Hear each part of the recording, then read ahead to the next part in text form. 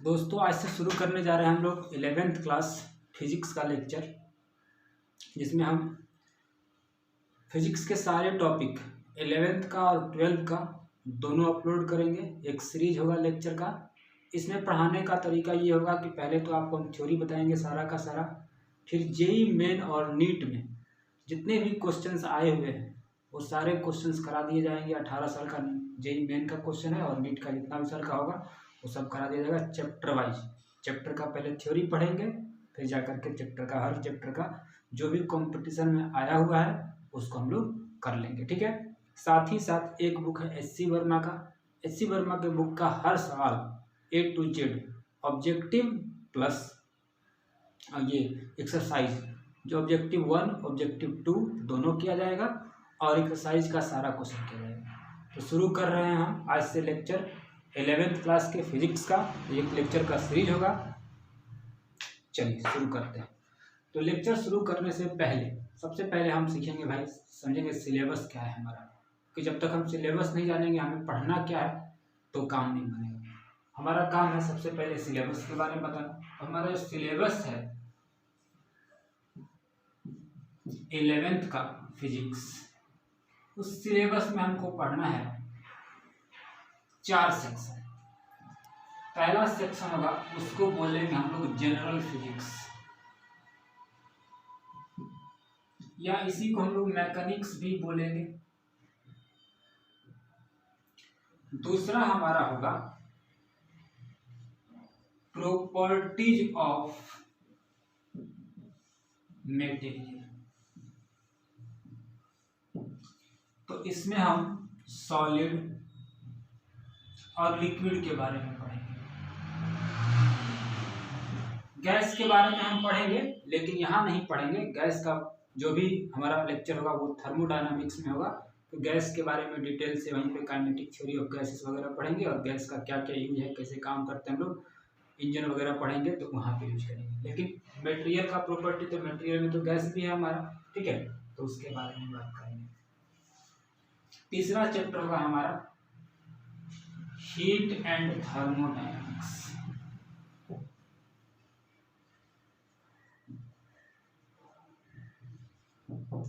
और चौथा चैप्टर होगा वेव्स।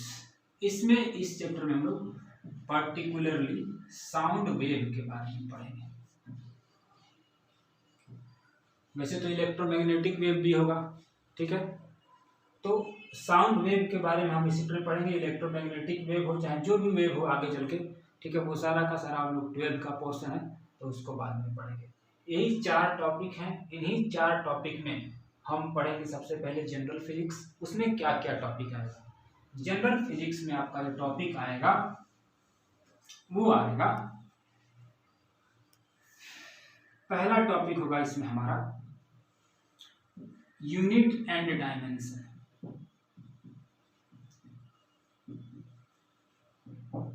दूसरा टॉपिक होगा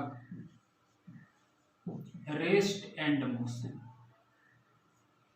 नहीं, दूसरा टॉपिक तो हम लोग पढ़ेंगे वेक्टर एंड स्केलर के बारे में। यहीं पे इसी वेक्टर और स्केलर चैप्टर के पढ़ने के क्रम में हम बेसिक मैथमेटिक्स भी पढ़ेंगे।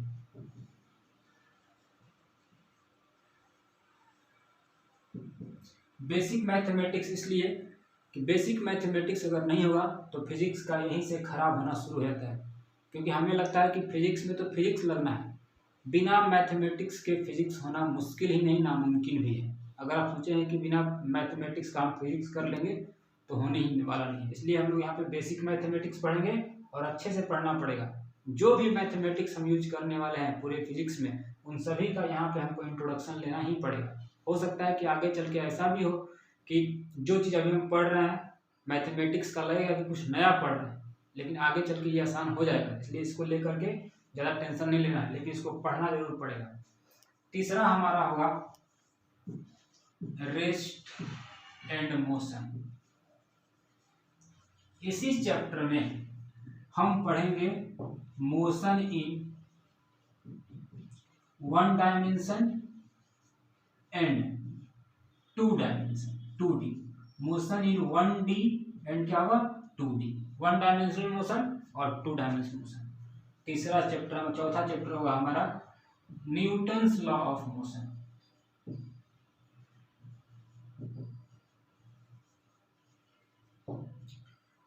पांचवा चैप्टर हम पढ़ेंगे सर्कुलर मोशन।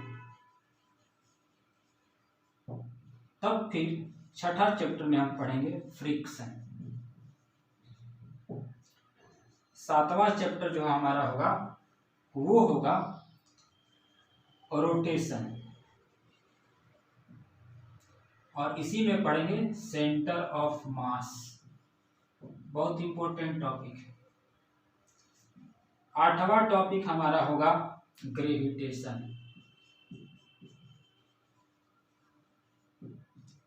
और 9th जो टॉपिक होगा हमारा सिंपल हार्मोनिक मोशन।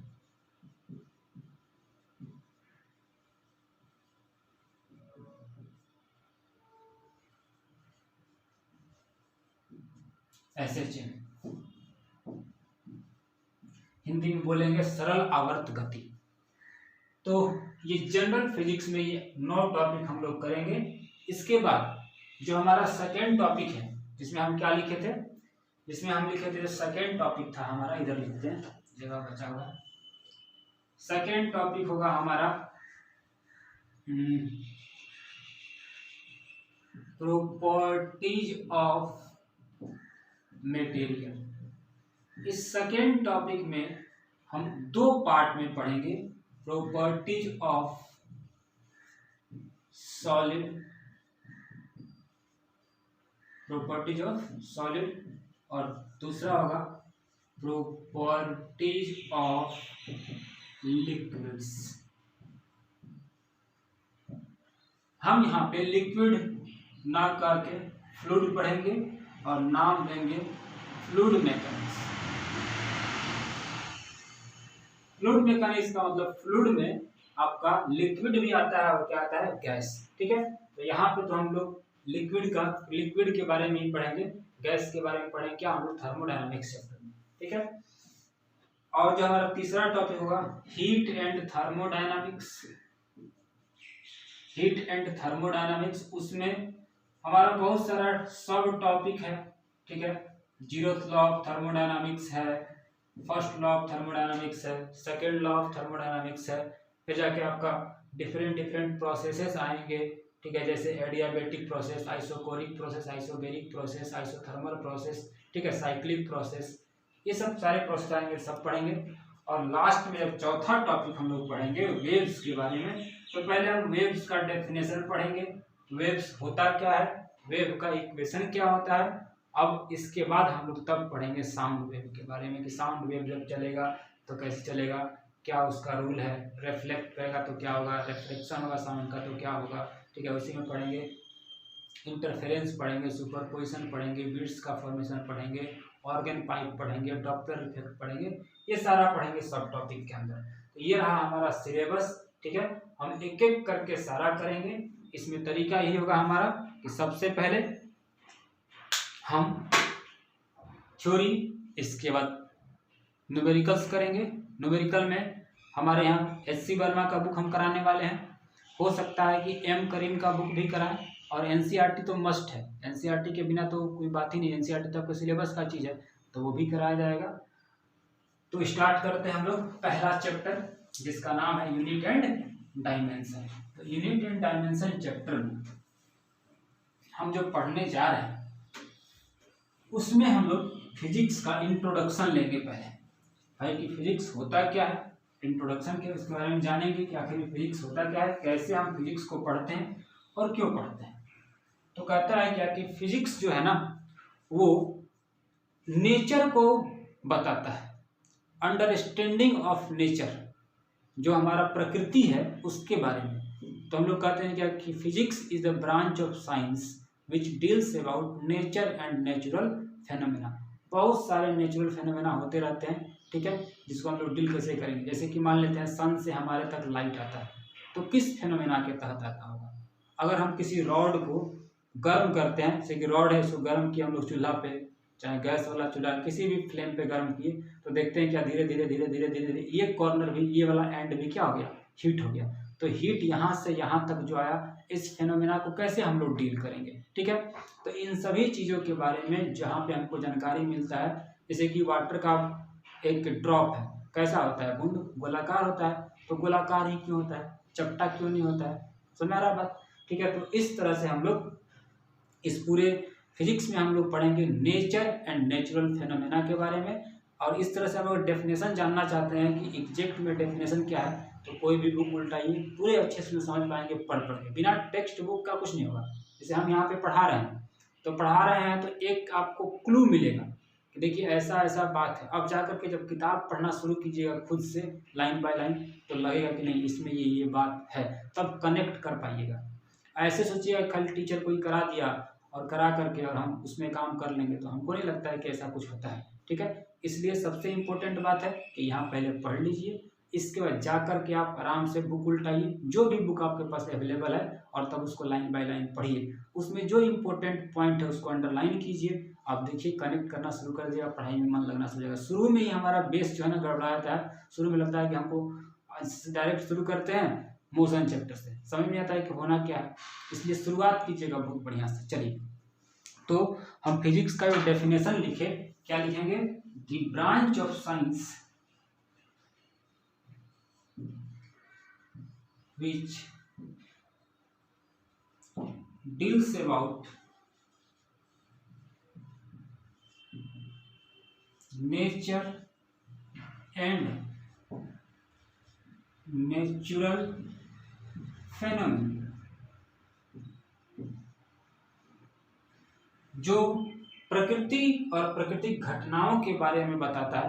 अब सन के चारों तरफ कौन रोटेट करता है, अर्थ रोटेट करता है, बहुत सारे हमारे प्लैनेट हैं, तो कितना उसका टाइम पीरियड होगा, कितना एंगल पे झुका होगा, ये सब चीज़ जानेंगे कहाँ पे, हम सब में ये सब चीज़ जहाँ पे जानेंगे ग्रेविटेशन चैप्टर में जान पाएंगे। और कहाँ पढ़ेंगे हम लोग, फिजिक्स में पढ़ेंगे, ठीक है। अब बात रहा कि फिजिक्स का तो ये रहा डेफिनेशन। अब इसमें जो हम ये पढ़ाई करते हैं, नेचर और नेचुरल फेनोमेनन जितने भी हैं, कैसे पढ़ते हैं, तो पढ़ते हैं उसको हम लोग मेजर करके, नापते हैं, ठीक है।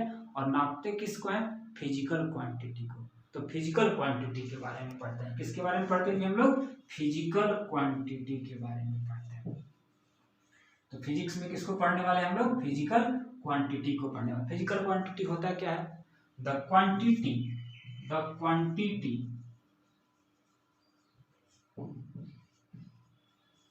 which can be measured, जिसको हम मेजर कर पाए, उसी को क्या कहते हैं हम लोग, physical quantity, called physical quantity. Physical quantity वो है जिसमें कि जिसको कि हम मेजर कर पाएंगे, वो सारा क्या है जी, फिजिकल क्वांटिटी। जैसे कि लेंथ को हम नाप पाते हैं मीटर में, सेंटीमीटर में, किलोमीटर में, हम लोग मास को नाप पाते हैं केजी में, टाइम को नाप पाते हैं सेकंड में, करंट को नाप पाते हैं एम्पियर में, ठीक है। हम लोग वोल्टेज को नाप पाते हैं वोल्ट में, हम लोग अमाउंट ऑफ सब्सटेंस को नाप पाते हैं, हम लोग अपना शरीर का टेम्परेचर, कोई भी टेम्परेचर नाप पाते हैं। तो जिसको भी नाप देंगे, मेजर कर पाएंगे, हम उसको क्या बोलेंगे जी, फिजिकल क्वांटिटी बोलेंगे। फिजिकल क्वांटिटी वो है जिसको कि हम लोग मेजर कर पाएंगे। तो क्या पढ़े हम लोग, पढ़े अभी तक में कि भाई फिजिक्स क्या है, जो नेचर और नेचुरल फेनोमेना के बारे में बताएगा, उसको हम लोग क्या बोलेंगे, फिजिक्स बोलेंगे। अब इसमें पढ़ते कैसे हैं, तो मेजर करते हैं। किसको मेजर करते हैं, तो मेजर करते हैं हम लोग पूरी तरह से मेजरमेंट ही है। करंट फ्लो कर रहा आपको दे दिया जाएगा कि आप घर में सर्किट है, इतना वोल्टेज दिए, कितना करंट फ्लो करेगा, तो करंट कितना फ्लो करेगा, तो मेजर ही तो कर रहे हैं, ठीक है। आपके पास इतना लेंथ का, इतना विड्थ का और इतना हाइट का कोई बॉक्स दिया हुआ है, कितना होगा उसका वॉल्यूम, तो मेजर ही तो कर रहे हैं, ठीक है। तो जितना चीज़ का मेजरमेंट कर पाएंगे उस सब को हम लोग पढ़ने वाले हैं फिजिक्स में, ठीक है। अब फिजिक्स में पढ़ने वाले हैं तो किसको पढ़ने वाले हैं, फिजिकल क्वांटिटी को।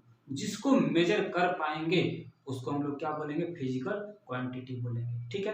अब आते हैं फिजिकल क्वांटिटी, तो जानेंगे कि भाई जिसको भी मेजर कर पाएंगे फिजिकल क्वांटिटी कहलाता है। एग्जाम्पल के तौर पे हजारों करोड़ों एग्जाम्पल जाएगा, मास है, वेलोसिटी है, स्पीड है, ठीक है, मोमेंटम है, एनर्जी है, बहुत सारा, करंट है, फील्ड है, FIELD, फील्ड मतलब इलेक्ट्रिक फील्ड और मैग्नेटिक फील्ड का बात कर रहा है, ETC। This is the definition of physical quantity. अब आते हैं फिजिकल क्वांटिटी कितने तरह के होते हैं। तो फिजिकल क्वांटिटी जो होता है वो दो तरह का होता है।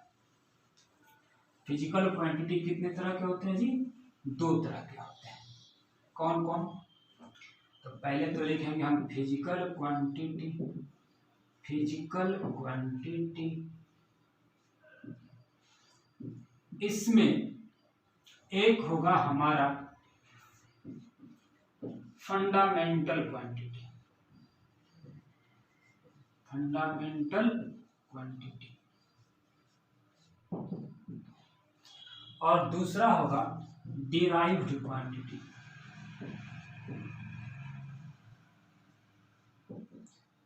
Fundamental quantity, those physical quantities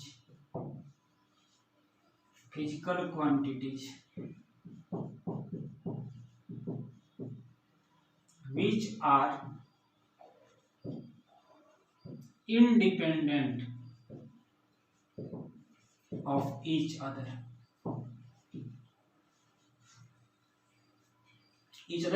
or other quantities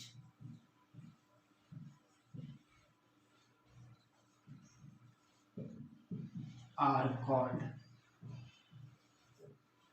fundamental quantity, FQ. There are 7 fundamental quantities.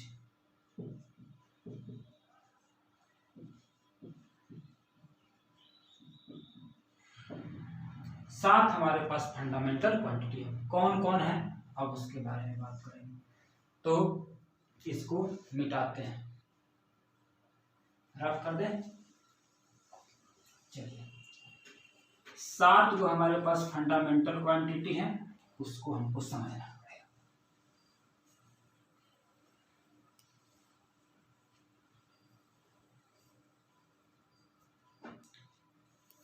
Seven fundamental quantity.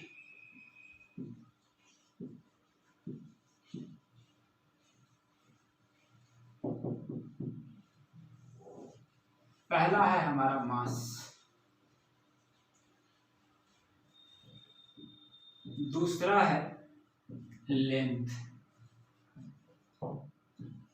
तीसरा है टाइम, चौथा है इलेक्ट्रिक करंट,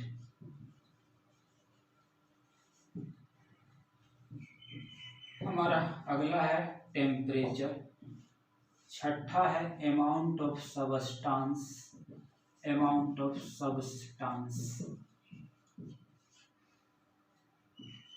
सातवां है ल्यूमिनस इंटेंसिटी। तो ये 7 हमारे पास बेस क्वांटिटी है, ठीक है। इनके अलावा, इन 7 फंडामेंटल क्वांटिटी के अलावा जितने भी क्वांटिटी हैं हमारे पास वो सारे के सारे क्या है जी? डेराइव्ड क्वांटिटी है, क्योंकि इनसे वो मिल के बनेंगे। ये 7 फंडामेंटल क्वांटिटी हैं, इनसे मिल करके वो बने रहते हैं, इसलिए उनका नाम क्या पड़ने वाला है जी? उनका नाम पड़ने वाला है हमारा डेराइव्ड, क्योंकि इनसे वो डेराइव हैं, इनसे मिलकर क्या बने हुए। अभी हम यूनिट का बात नहीं कर रहे हैं, अभी खाली क्वांटिटी का बात कर रहे हैं, ठीक है। तो ये 7 हमारे पास फंडामेंटल क्वांटिटीज हैं, ठीक है।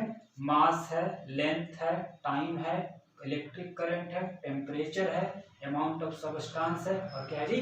ल्यूमिनस इंटेंसिटी है। अब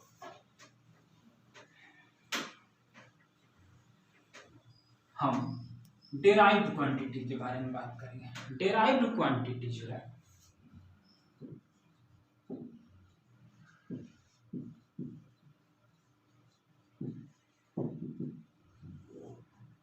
आ रहा है कि नहीं आ रहा? हाँ, आ रहा है। Derived quantity, those physical quantities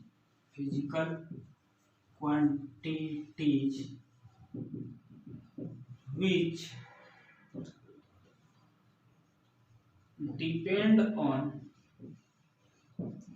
fundamental quantities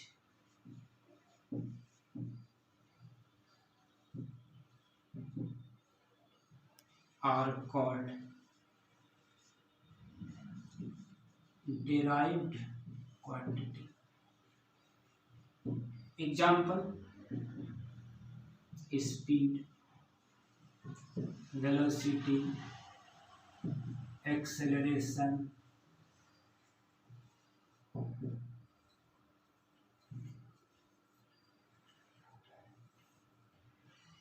momentum,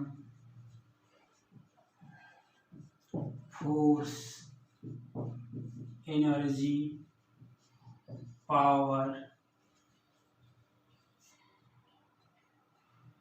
etc.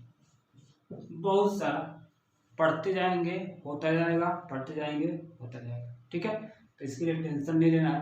Pressure होगा, वॉल्यूम होगा, एरिया होगा, सब कुछ होगा। ठीक है, तो इन सभी तरह के क्वांटिटी जो कि फंडामेंटल क्वांटिटी पे डिपेंड करते हैं क्या कहलाएंगे जी? डेराइव्ड क्वांटिटी कहलाएंगे। समझ आ रहा है बात? अभी इसमें ये समझ नहीं आ रहा होगा कि स्पीड कैसे डिपेंड कर रहा है इस पे, वेलोसिटी इस पे कैसे डिपेंड कर रहा है। वेलोसिटी को हम इस फॉर्म में लिख पाएंगे क्या? फंडामेंटल क्वांटिटी के फॉर्म में। एक्सेलरेशन को लिख पाएंगे क्या? तो आते हैं, पहले थोड़ा सा हम यूनिट के बारे में बात कर लेते हैं। यूनिट के बारे में पढ़ लेंगे तो क्या होगा कि हम वहाँ पे कंपैरेटिव स्टडी करेंगे तो ज़्यादा टाइम नहीं लगेगा कि कैसे कैसे फंडामेंटल, कैसे कैसे क्या डेराइव। अब हम बात करते हैं यूनिट का। यूनिट क्या होता है? मात्रक, मतलब यूनिट किसी चीज का मात्रक जो नापते से कि हम लोग मास को नापते हैं केजी में। कैसे नापते हैं? क्यों केजी में नापे? केजी लिया गया तो क्यों लिया गया? दूसरा बात यह है कि मान लेते हैं कि ये कोई स्फीयर है, ठीक है ना, तो इस स्फीयर में हम इसका रेडियस नापना चाहते हैं। ठीक है, तो नापे तो सेंटीमीटर में नापे या मीटर में नापे, जिसमें भी नापे, ठीक है, तो वो नापेंगे हम यहाँ पे यूनिट। तो यूनिट आखिर में है क्या? तो यूनिट एक स्टैंडर्ड और एज्यूम्ड क्वांटिटी है, अमाउंट है। ठीक है, जैसे कि अब बात करेंगे हम लोग क्या कि 1 मीटर, तो 1 मीटर का आप देखे होंगे मीटर स्टिक, कपड़ा के दुकान में आते हैं तो मीटर स्टिक हमको देखने के लिए मिलता है। तो 1 मीटर जो है वो उतना ही बड़ा क्यों होता है? उससे बड़ा क्यों नहीं होगा मीटर स्टिक? ठीक है, 1 केजी का आप वेट देखे होंगे, खरीदने जाते हैं सामान सब्जी वगैरह, तो देखते हैं कि 1 केजी का वेट उतना ही बड़ा क्यों है? हम और दूसरा बड़ा सा बना देते और कहते छोटा छोटा बनाते, कहते कि ये 1 केजी है।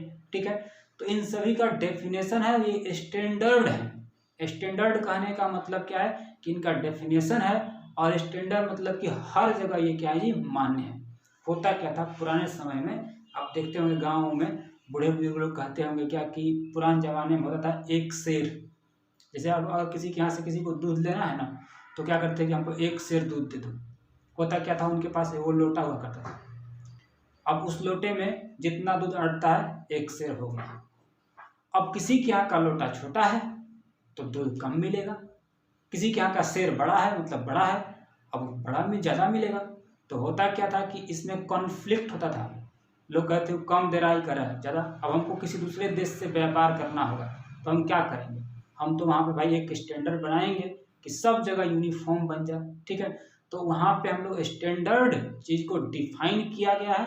ठीक है, डिफाइन करके तब हम लोग ये सब सिस्टम बनाए गए। ठीक है ना, तो क्या किया गया कि जब ये सब सिस्टम बन रहा था उसमें क्या किया गया? यूनिट्स को डिफाइन किया गया। यूनिट क्या है भाई? एक स्टैंडर्ड एज्यूम्ड वैल्यू है कि इतना बड़ा होगा तो 1 मीटर मानेंगे। अब वो यहाँ हो, अमेरिका में हो, कहीं पर भी होगा उतने बड़ा ही मीटर होने वाला है। ठीक है, कहीं पर भी ले लीजिए। 1 केजी जितना इंडिया में है उतना हर जगह है, तो एक माना हुआ है। अब इन सभी का डेफिनेशन भी है। 1 सेकेंड किसको बोलते हैं? 1 मीटर का डेफिनेशन क्या है? ठीक है ना, 1 मीटर क्यों उतना मीटर लिया गया? 1 केजी का क्या डेफिनेशन है? ठीक है, तो इन सभी डेफिनेशन में हम फंसने वाले नहीं हैं। बहुत तरह का बात सब लिखा हुआ है। ठीक है, उस कभी किसी काम का होने वाला नहीं है। हाँ, अगर यूपीएससी का एग्जाम दीजिएगा IAS वगैरह का तो हो सकता है कि पूछे उसमें। तो तो अभी तो हम लोग पढ़ रहे हैं 11 12, जब ऐसा जरूरत पड़ेगा तो पढ़ लेंगे आगे भी। तो हमारे पास दो तरह के यूनिट हैं, एक है हमारा फंडामेंटल, दूसरा होगा डेराइव्ड यूनिट।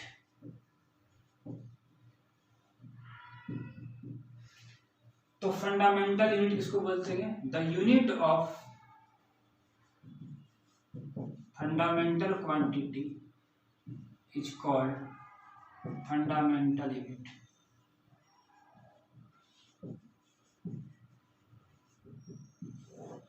और इधर होगा यूनिट ऑफ derived quantity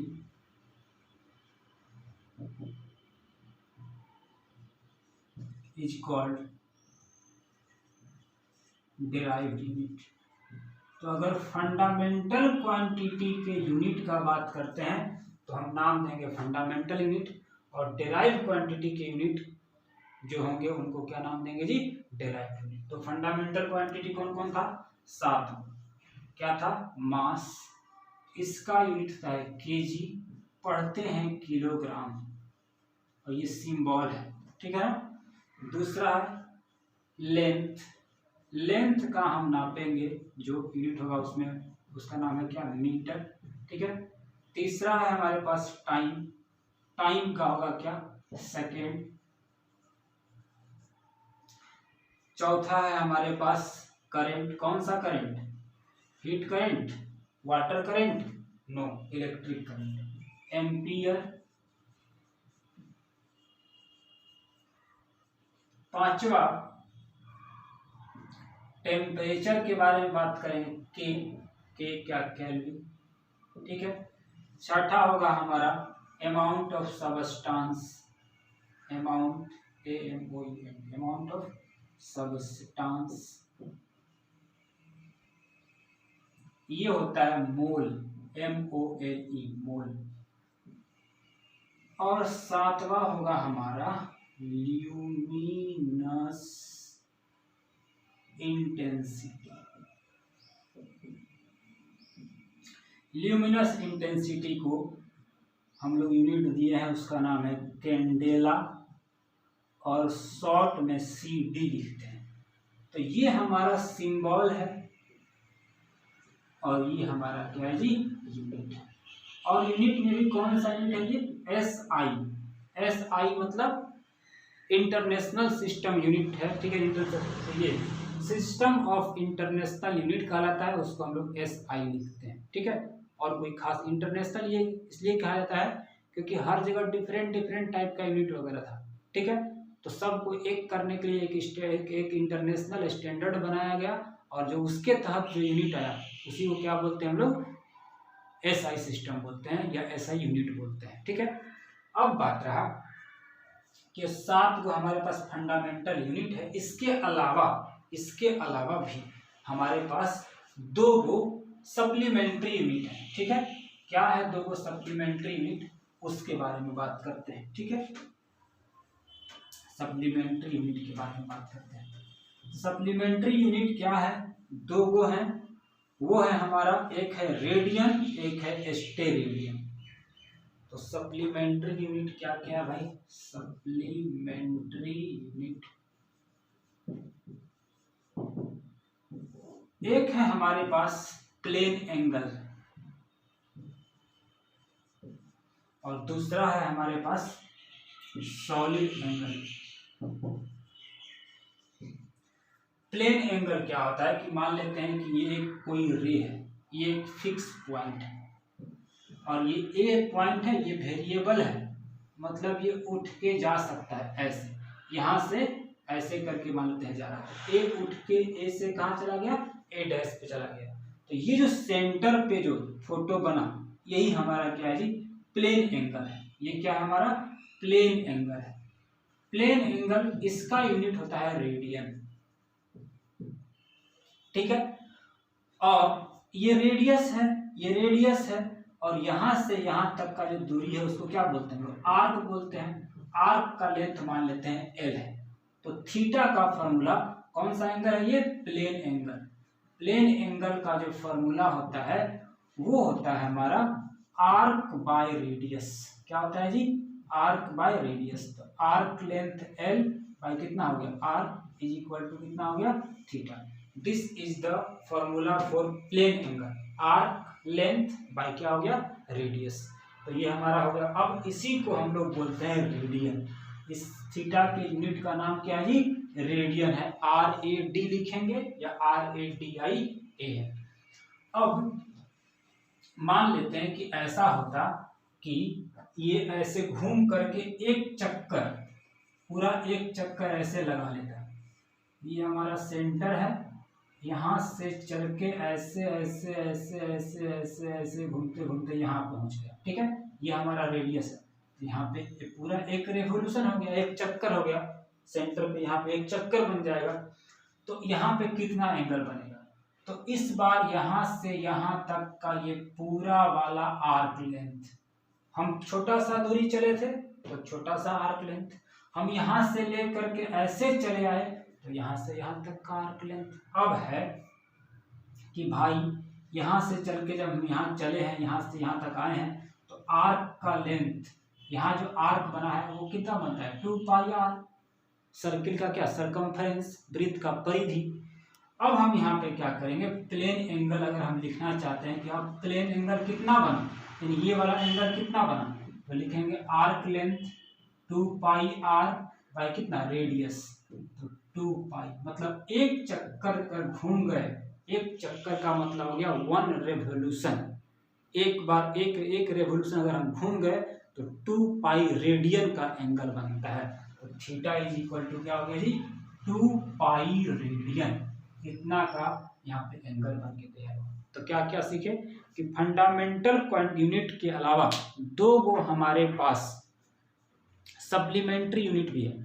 एक हमको दिखा प्लेन एंगल का यूनिट क्या होता है? रेडियन। ठीक है, अब दूसरा पे आते हैं। प्लेन एंगल तो हुआ, सप्लीमेंट्री यूनिट क्या हो गया इसका? रेडियन हो गया। ठीक है, और दूसरा है सॉलिड एंगल। सॉलिड एंगल क्या होता है?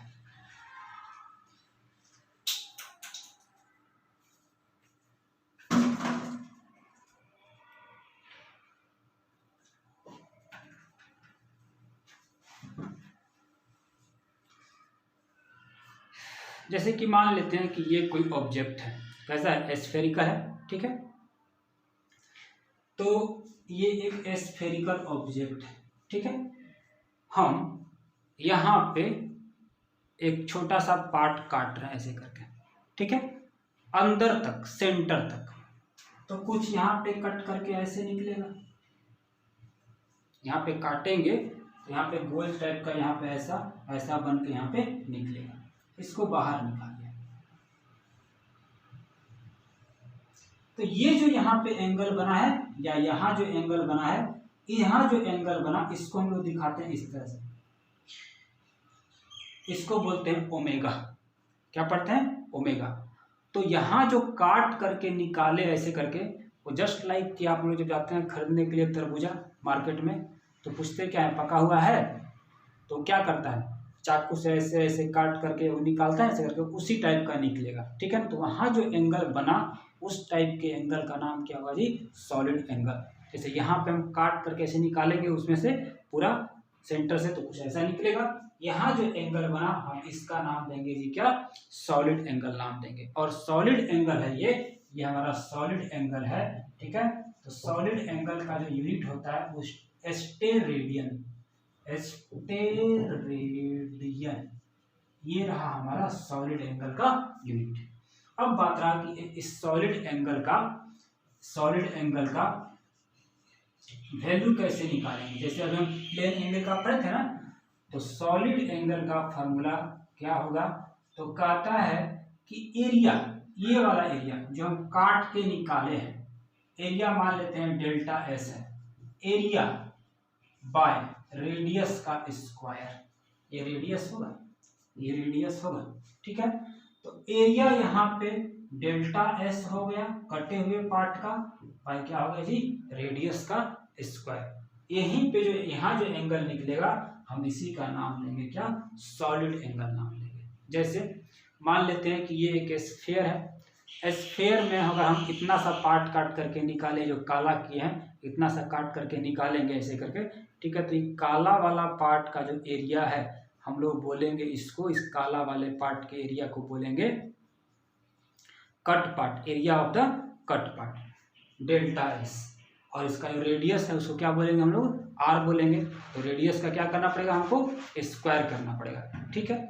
तो अब क्या है कि एंगल निकला सॉलिड एंगल, इसका जो यूनिट होता है क्या होता है, स्टेरेडियन। इसमें एक इम्पोर्टेंट बात है, यूज होता है बहुत बार, ठीक है, कि मान लेते हैं कि कोई एक स्फीयर है, अगर हम एक चक्कर घूम जाए, जैसे कि प्लेन एंगल में एक चक्कर घूमे थे, कितना एंगल बना था, 2 पाई रेडियन का बना था, ठीक है। यहाँ पे कितना बनेगा, तो यहाँ पे अगर हम पूरा एक चक्कर घूम जाए, अगर हम पूरा यहाँ पे एक चक्कर घूम जाए,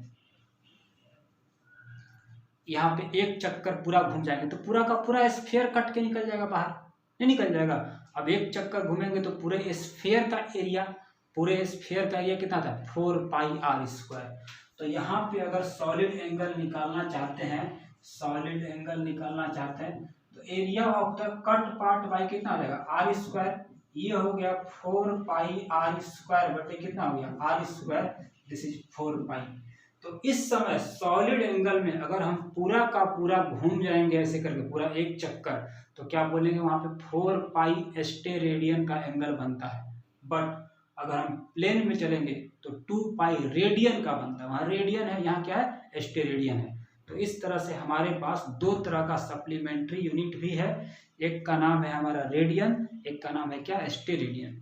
रेडियन मतलब क्या, प्लेन एंगल, और स्टेरेडियन मतलब क्या, सॉलिड एंगल। प्लेन एंगल को थीटा से डिनोट करते हैं, अल्फा बीटा गामा से भी डिनोट कर सकते हैं, लेकिन यहाँ पे जो सॉलिड एंगल है उसको डिनोट करने का तरीका क्या होगा हमारा, उसको डिनोट करने का तरीका होगा हमारा ये ओमेगा। ये ओमेगा पढ़ते हैं इसको, ऐसे टोपी है ना ये वाला, ओमेगा पढ़ते हैं।